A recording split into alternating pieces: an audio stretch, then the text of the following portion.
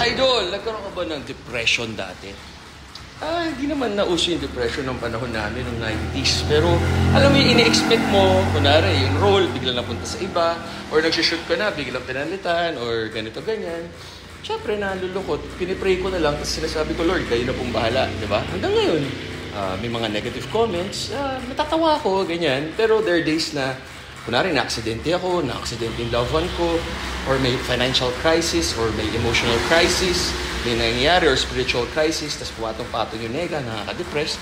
Kaya dadaan ko lang sa pagdadasal, sa pag-workout, or walking, nakakatanggal ng depression ng activity, tsaka pag-busy yung utak natin.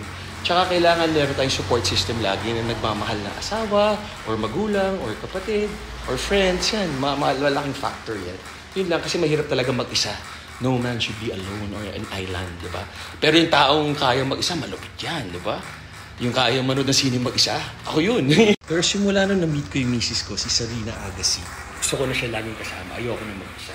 Nakikot ko na yung buong mundo mag-isa, nung kasikatan ko, may grupo ko, may istasyon, may network. Mag-isa, enjoy ako, pero nung na-meet ko siya, mas enjoy pagkasama siya. So pagtatanungin niyo ako ng happiness ko, pag happy asawa ko, pag balungkot asawa ko, balungkot ako, ganun ko siya kamahal. So yun lang po, ganun lang kasimple. Ako yun ha, tama kayo, mali ako, not your doctor, do what works for you. Happy guys.